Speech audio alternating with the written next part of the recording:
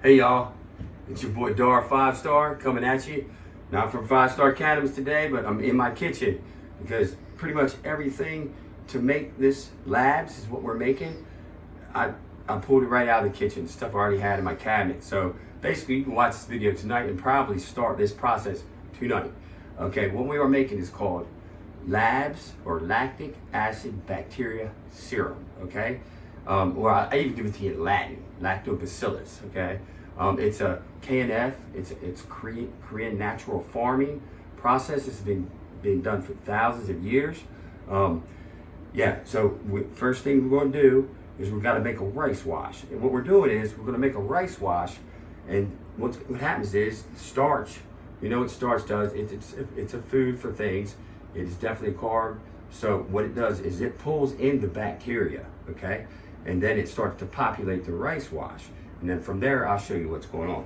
So deal is, you need to have, there's 2 ways or 3 ways of doing this. You can do straight boiling water and pour it into the rice container, or you can just pour regular water.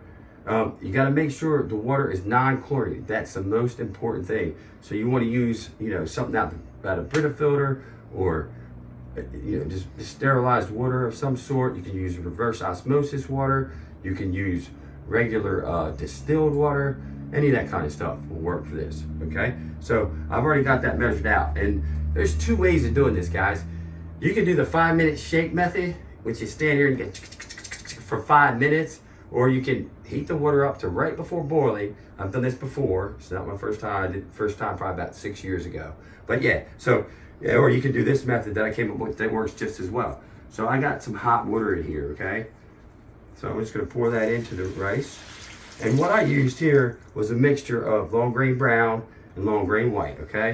And the good thing about that is you get a little bit of both. But they say that the long grain, that the organic brown rice is really the way you want to go.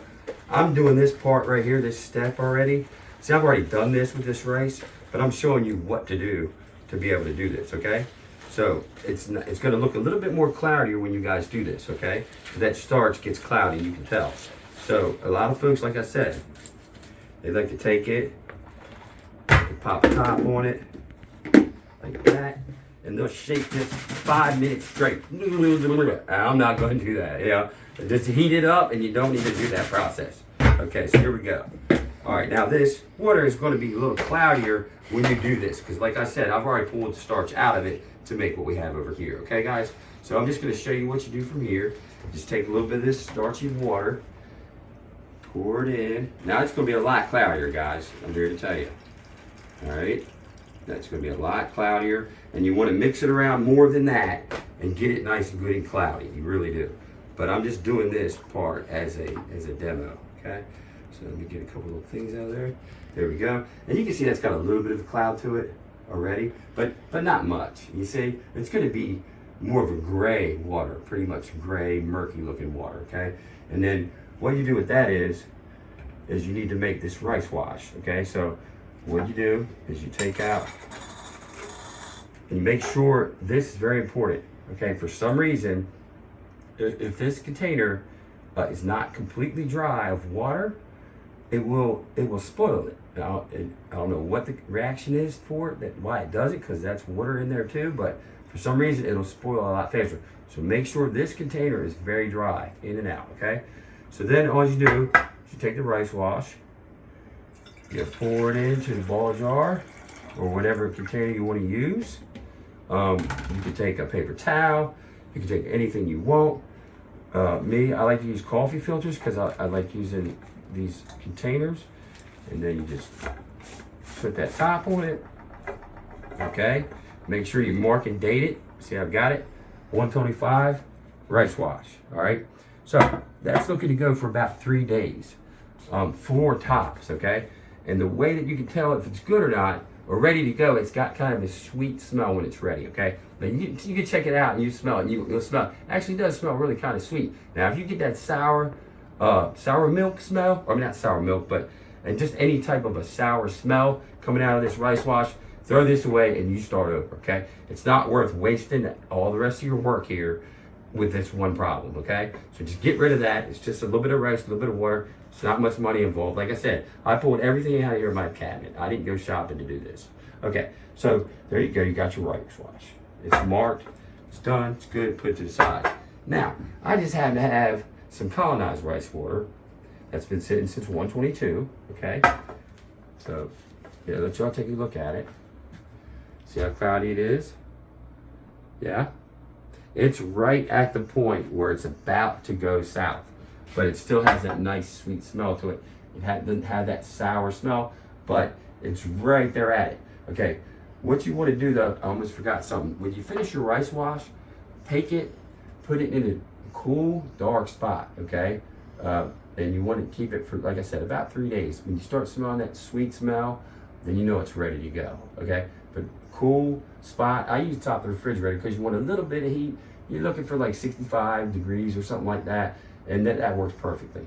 Okay, I just happen to have already done this, so here we go. This was colonized now, colonized rice water. I put it in on the 22nd, okay? So then we're gonna start our next process, which is take the center of this rice wash out, and then we're going to add milk to this. And we are going to go half a cup of the rice wash to 2.5 cups of milk. And I use vitamin D milk, whole milk. That or unpasteurized milk are the best two kinds you can use. Now, skim milk will work just as easy, just as good for you, okay? It's just, I like it stronger. You could do this part right here in 1 to 5 or 1 to 10, okay? As far as the colonized rice wash is concerned, to add in your milk, okay? So what we're gonna do here is go ahead and add the milk. Yeah, okay, so we got right here, we got a half a cup right here. So we're gonna take this out of here. All right, we're gonna punch through this, keeping the ball pushed, okay? And then go to the center and pull it up.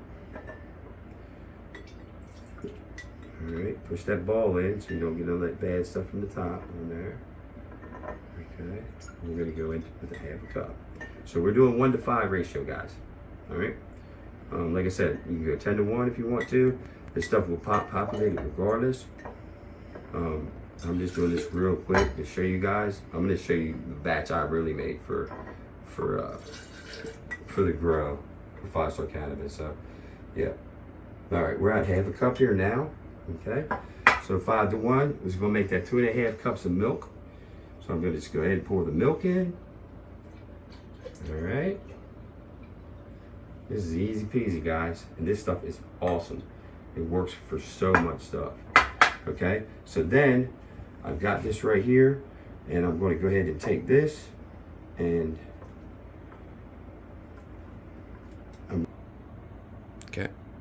okay, so now we've added our colonized rice wash and then our whole D milk. Okay, so then I'm going to go ahead and do the same thing. Coffee filter, lab culture. I dated it 125. Don't forget the date. All right, I'm putting it on. I'm going to screw it right in. That's what's so easy about using these ball jars. If you're using to do a small amount, you know what I mean? Which this stuff goes a long way. If you're doing this for, say, you're going to do a foliar spray with this, it's 1 part of lab and 1 part or to 1,000 parts of water. Okay, this stuff is really strong. It's a probiotic. It's great for you. It's what's in that yogurt that you eat, you know, that helps populate your digestive system with good bacteria. So what it does is ends up, a lot of folks will take a teaspoon of this every morning that have irritable bowel syndrome, that type of thing. And it really does knock it out. It doesn't just work in your stomach. It goes all the way through the large, small intestines, all the way down and out. And it will populate your stomach with beneficial bacteria as well as anything else. Say I spray this table off with this stuff. Boom, boom, boom, boom, boom. I spray it off. Completely spray it down. Now, it's going to populate this whole table, okay, with that lactic acid bacteria serum. And it's going to, whatever's on there that's bacteria-wise or anything else, it's going to eat it, and it's going to populate this whole table, okay? And it will be sterile until you do something with the table. Now, if I wash this same table with bleach, do like a 5% bleach solution, wipe it down, in 15 minutes, you're going to have bacteria back on it, you know what I mean? And not beneficial either. So there you go. All right, so that's the setup on that, okay? It's going to look like this right there. And you can use a paper towel in this as well, guys, to do this part. You don't have to have a coffee filter. If you don't drink coffee, you got a paper towel, that works just as well, okay? Or if you don't have a ball jar, you can just cover it with a paper towel or with a coffee filter and throw a rubber band on there, and it's perfectly fine. Again, this needs to be in a dark place, okay? And it needs to stay there for, I'd say, anywhere from 5 to 6, 7 days. Again, it's that sweet smell that you get from it, and then you get that sweet smell, it's ready to go. So you're going to move on to the next step, okay? And then I just happen to have the next step already done, guys. So here we go. This is what you're going to get when it's done. All right. You see how it's split? That's curd in the way. All right. This is the first process of making cheese right here. This actually, you can take this, and I'll be feeding that to my dog because I want him. He loves it. He can go nuts over it. I had to lock him outside today. He's smelling it. But yeah. But I want this stuff in here. Now I'm gonna open this jar up, let you guys take a look on the inside as well. Okay, see, I got that marked. 122, 3 to 4 days lab. So that's your lactic acid bag. That's just the milk, and that part you take away. You see that? I could probably pull that whole piece out of there. Just cut it, and then pull it out real quick, which I would do to show you, but I'd rather show you the big bucket that I did, that I'm gonna take in to grow itself. So let's go over here. And this is the big one that I did, okay? And you see on the top, it's got this, see that? See that? Now, I could just go in on the side right here with one of these basters and just pull that out easily. But I want to show you guys kind of what it looks like, okay? It's really cool stuff. And this right here, like I said, you're about 3 steps off of having really good cheese from here. So I'm just going to cut this real easy like, because you don't want to get all that stuff in there, okay? Okay, so that's cut through now, okay? Then the side, guys. Then I'm going to come in here with the spatula, and I'm going to take a chunk of this out, down, up, boom.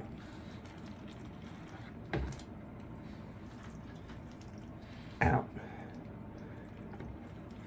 Okay, now, like I said, you can take that baster and just kind of tilt this over and go that way with it and go straight in and get clean right away. So this is just something I wanted to show you what this looked like. You're not far off of like a cottage cheese right here. See the consistency of this stuff? It smells so good. It's really sweet. I mean, that's cheese. It's like I said, it's a couple steps off of making cheese. Okay, so now here's the final part here. This is your actual lactic acid bacteria. And wipe my hands down real quick, guys. So now there's 2 ways to hold this lactic acid bacteria serum. Number 1 is you can hold in the refrigerator, okay, and it will hold pretty much indefinite in the fridge, okay.